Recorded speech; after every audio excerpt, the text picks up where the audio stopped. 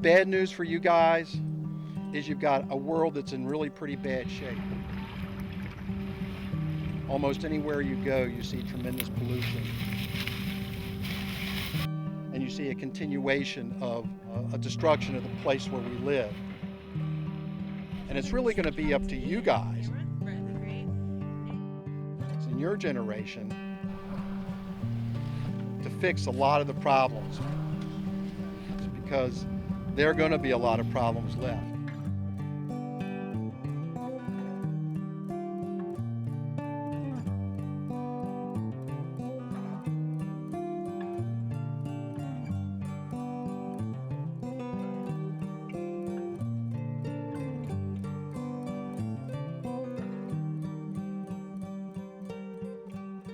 A riverkeeper is an individual who takes responsibility for protecting and restoring the river that he's chosen to protect and restore. Every river is fed by tributaries, little streams. A watershed is an area where any rain that falls within what's called your watershed ends up in your river. So somebody can live miles from the river, but what they do in their backyard, anywhere in that so-called watershed, will affect the river. Basically, the health of the river determines the health of the Chesapeake Bay. What's that one bird that you guys made the trick on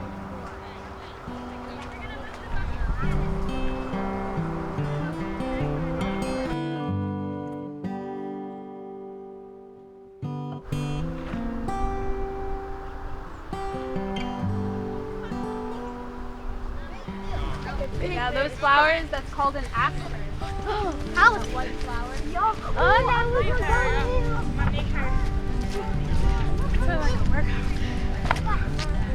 There we gotta go back down. This area, unfortunately, has a lot of debris in it. Students are shocked to see this every day. We saw plastic, styrofoam, glass, paper, and some cloth. Plastic. Plastic. Styrofoam. Sliding again. Walnut. What? Walnuts. A lot of the reaction that you have is, I'm going to go home and I'm going to recycle everything I can. I'm going to reuse all of the things that I can and create as little waste as possible. Right. How many of you guys recycle at home, or even maybe at your school? What do you guys recycle? Everybody pass it down and smell it. What do you think? What else do you recycle? I'm part of the conservation department here at the National Aquarium. My main job is working with our school groups. So I work with all of our school teachers to get them bringing their students out here to Fort McHenry, to our wetland. What do you think it is? There's a lot of starling. I think it's probably. What else on there? Brown shells. When it rains, all the trash that's on the street goes down in the gutters and comes up the storm drain and go in the ocean. Right. And how is the trash dangerous? Yes, because it can kill a fish. When the Fort McHenry Tunnel was built, it actually destroyed a lot of areas of wetland. So the wetland here is man-made and it actually was built as mitigation work to kind of compensate for the wetland that was destroyed during that building. I found 13 plastic, 4 foam, 1 glass, and 2 metal. I found two glass, 3 glass in here. Wetlands filter out a lot of contaminants and they take any pollution, things like that, out of the water. Obviously, being in a city like Baltimore, there's not too many grassy areas or even surfaces where trash can come into, whereas the wetland areas act as a buffer and can collect all that trash.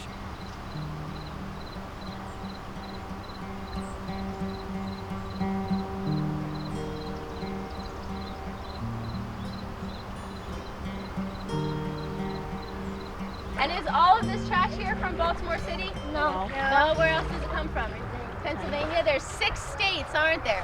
All the way up to New York, and then down in between all the way to Maryland. So this trash, even though it's not all from Baltimore or from Maryland, we end up dealing with the consequences of when it doesn't end up in the right place.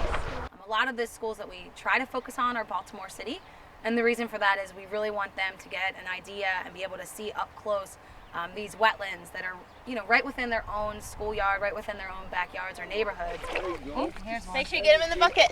Get them in the bucket. Close your hands on top. Close your hands on top. Those feet is touching the water. The water touching my feet. I can get my shoes ready. This shoes are stinky. Let's see. What do you think? Same thing? Look like his tail kind of off. You think it's the same kind? No, let me see. Is that? Yeah, no. Excuse me. Excuse me. We tell them that they're part of the Chesapeake Bay watershed, but it's kind of hard for a student to understand what does that actually mean. And maybe by showing them the species or showing them all of the wetland plants that are out here, it'll really create a connection between those students and wanting to help the health of the Chesapeake Bay. Okay, what else do we have besides wood? What was your next most abundant? Plastic. Styrofoam and glass. So I hear styrofoam over here. What about yours? We want to give them tasks that they themselves can complete at home. So things that they can go back and share with their family. You know, maybe they're not recycling, or maybe at their school they're not recycling. What can you guys do to make sure your trash doesn't end up in the water? Recycle. Recycle! How many of you guys recycle at home? That's great. What do you guys recycle at home? Plastic bottles. Paper, plastic.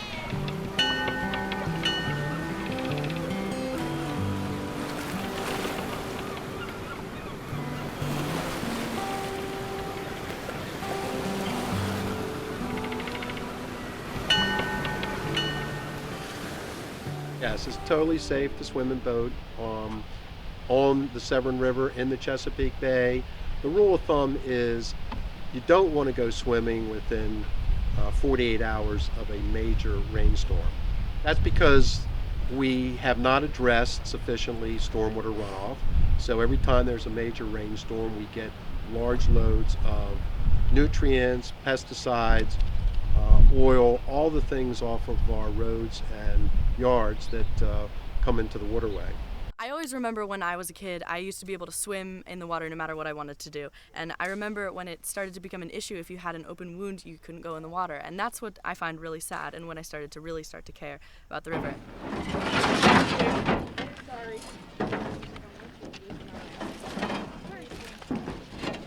This morning we're at Carriage Hills Community on the Severn River planting trees. So we're here with young explorers from all over the world who have flown into the Annapolis area. Pangaea Project tells the kids we need to explore first, learn about what has to be done, and then act on it. So what you're witnessing right now is an ACT project in Maryland. By planting the trees and kind of like helping thicken the dams, we can slow the amount of runoff that gets into the river. And all the trees have enough mulch around them and that everything's organized in that way. Yeah. I'm Lauren Morell. I'm 16 years old and a senior at the Severn School in Severn Park. I got involved in Pangaea when I was 15 years old and applied to their program to join the expedition to the Himalayas. When I came back from selection camp, I was so inspired by this program and by their message of environmental action that I got involved in my own community.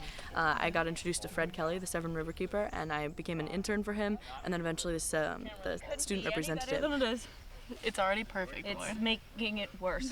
The more young people that get involved, I think the more changes we can bring, because the job we've done on protecting our waterways in the past several decades has been atrocious. And it's going to take the next generation to get very much involved to see any real improvement in our waterways.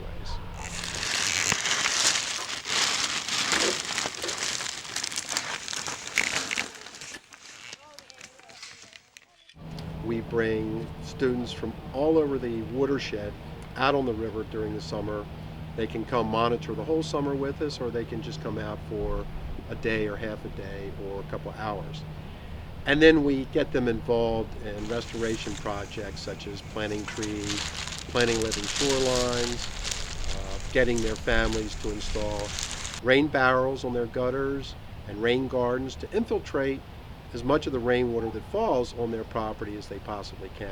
Environmental sciences. Sylvia's studying geosciences. I don't know what I want to study, but I know that you can put an environmental spin on any profession that you may have as long as you have that passion with you. You can really be green no matter what you do, because there's so much out there that we enjoy that it's really our responsibility to take care of it. Okay, that's probably enough. Yeah.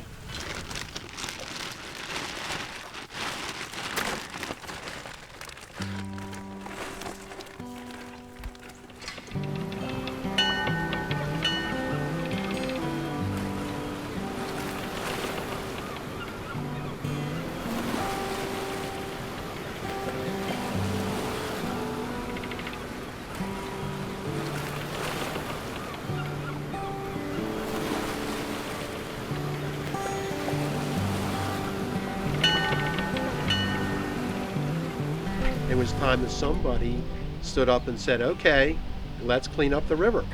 The preferable level of dissolved oxygen is anything over 5 parts per million. And once you get below that, you begin to get into dead zones. Zones where fish can't reproduce, zones where oysters die, and that's what you read about and hear about a lot in the media, about these various dead zones that we have in the bay and also have in the Severn River. Really the only real way to increase dissolved oxygen levels is to reduce the amount of nitrogen and phosphorus coming into the river. Eutrophication or excess nutrients is really one of our big problems here. There's a lot of good work going out there, restoring habitat, restoring marshes and forests and whatnot, but we can't do that here. So we have to look at new ways to help really urban areas like Baltimore. Around the harbor itself, there's a lot of industry built up that's surrounding us. So a lot of the city problems are manifesting themselves in the harbor. We're working with a few of our partners to install what we call floating wetlands instead of the natural wetlands that are usually ringing the areas around the bay. We can't do that here, obviously, so we're installing floating wetlands to see if they work and provide the ecosystem services that other wetlands would, see if they're taking up all those nutrients and providing habitat. We installed native plants in, the same plants that you'll see in any of your local rivers around here. And there was no soil involved. So when we put that wetland island into the harbor, the only way it has to grow is by taking all those nutrients out of the water itself, which is the whole purpose.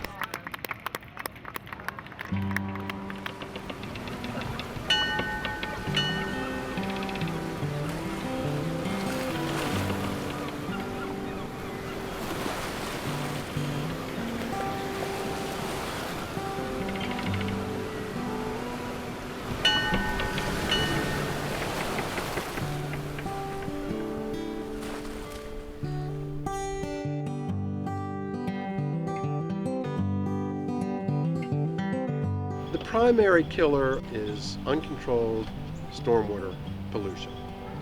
That's rainwater that comes down on the land, picks up heavy loads of nutrients, nitrogen, phosphorus, and deposits them in the river along with heavy loads of sediment. Unfortunately, those nutrients suck the oxygen, life-sustaining oxygen out of the water because all the critters in the river, the crabs, the fish, the oysters, they all need oxygen to survive.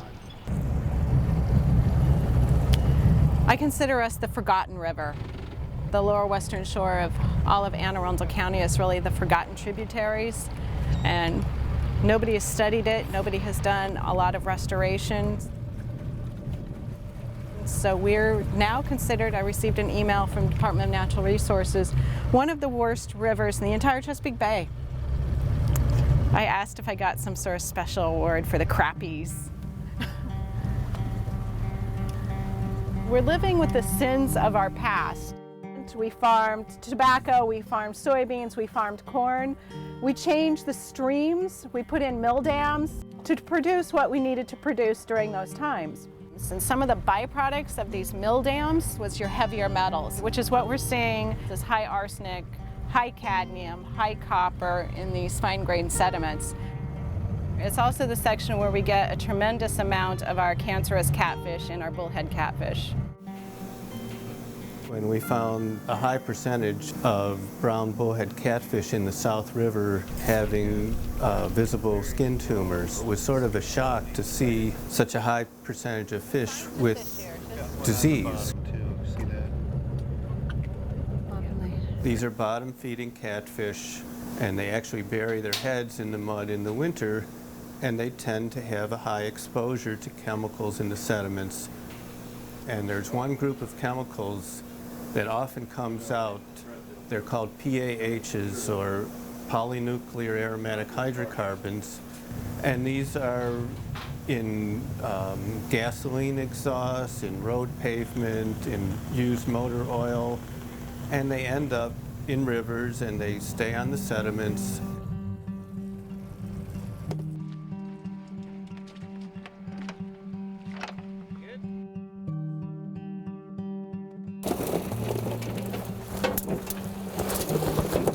least one. Several. One's close.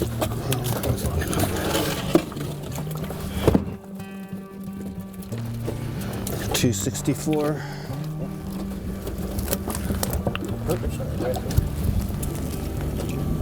270. This species is susceptible to tumor viruses, and it could be that there's something in the makeup of these fish from this river that somehow makes them more susceptible. So the fact that there's a virus involved doesn't rule out that there may be some kind of chemical that is interacting with the exposure to the virus and making them susceptible. So unfortunately, as with many studies, we've answered some questions, but we've raised a bunch of new ones. And I know it's frustrating that after all this time, if someone were to ask me what causes the skin tumors in the South River, I would have to answer, we still really don't know. If I was a fish, I wouldn't want to swim in this horrible water quality either. I'd go find a better creek. Restoration is the biggest thing. We need stormwater fixed. The South River, it's all stormwater. All of our streams are severely downcut. We have miniature Grand Canyons, so the water needs to be slowed down. Stormwater retrofits, septics need to be upgraded, and we found several instances where it was sewer that was leaking in it. So being the geek myself, I called it S-cubed. So stormwater, septics, and sewer is what's the biggest problem for the South River.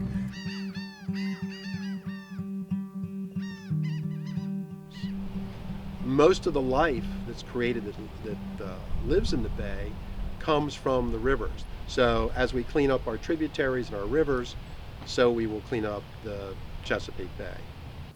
But a lot of people that don't actually live next to the water, but are still in the watershed, they don't know what's going on, and they just are like, oh, poor Chesapeake, it's all the farm's fault. You know, it's not, it's everybody.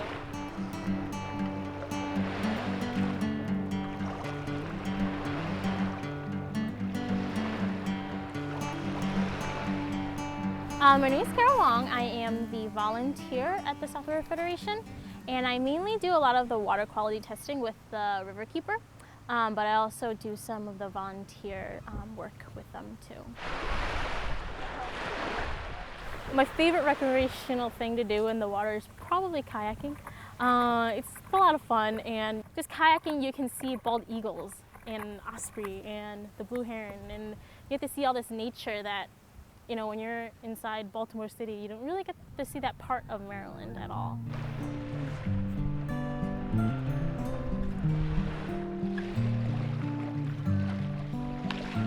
We just keep building. It's getting bigger and more urbanized, and we're losing a lot of pervious surfaces, which causes storm water runoff, and that causes the nutrients levels to rise.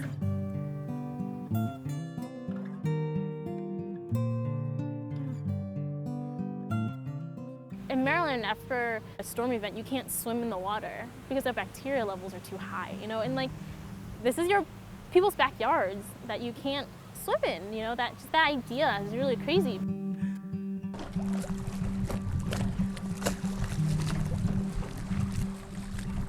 The main thing I want to preserve is just the culture of Maryland. I think we're losing that slowly, actually very quickly. You know, we don't have any really much crabs left. We don't have the oysters that we used to have, and all of these things I think really represent Maryland, and it's starting to just disappear. We're starting to, half our crabs that we eat aren't even from, probably more than that, aren't from Maryland. It was passed actually in DC, where it's like a 5-cent bag fee, and they actually have really decreased the amount of plastic bags coming out of the Anacostia River. I think there was like a 60% decrease as soon as they passed that bill, which means the health of that river is going up. So if we could do that in Maryland, it means there'll be less trash and bags going into the river.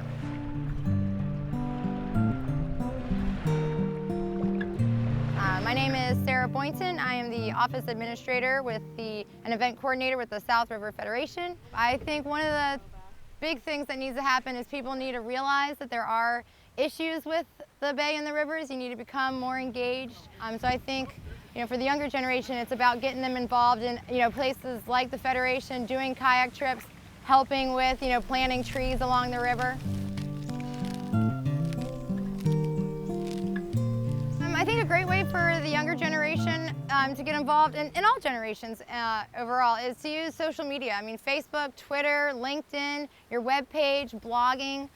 We use Facebook and blogs a lot to talk about events that are happening. I know Diana, the South Riverkeeper, she posts a lot of her water quality data. She'll blog about it, gives people a chance to see what's going on at the river, what's the health of it, and then they can ask questions. Just dock your boat if you want to, and just stop there if you don't want to come around and have to face the wind coming in this direction. And we had around 70 volunteers show up for it, which is a great turnout for us. And when asked, like, hey, how'd you hear about it? It was, through Facebook, through the patch, through, your blog that you had written about the event.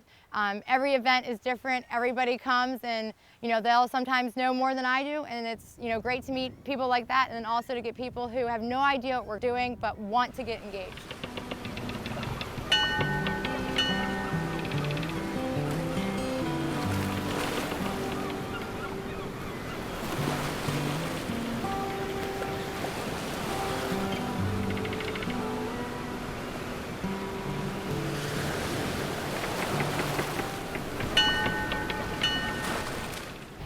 If you are here only for yourself and not for future generations, then I think it's a pretty empty life. If you're here to provide a service, which is to take care of the environment you live in so that your children and grandchildren can enjoy the river in the same way that you did, then I think it's a very fulfilling. And it becomes, at a certain point, kind of a spiritual calling.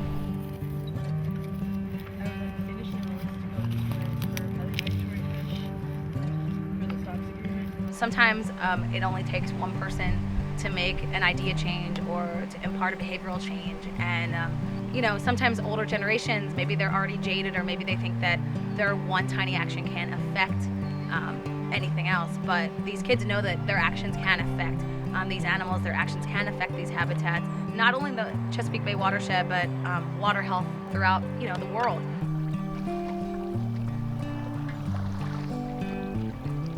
We always like to get our students involved in restoration and conservation because we know that young minds are open to ideas. If they can connect their happiness and their well-being and fun with the natural world and how important it is to keep that natural world clean and healthy. And as they grow up, and for all the choices they make throughout their life, they're going to think about that and look at the consequences of those choices.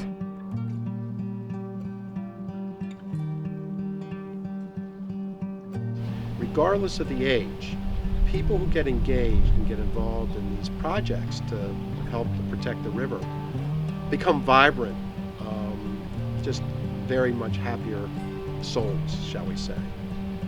10 years down the road, I just hope that people are more aware of what's going on. And I think that even me growing up, I grew up in the Chesapeake and I always knew there was an issue, but I never really understood why.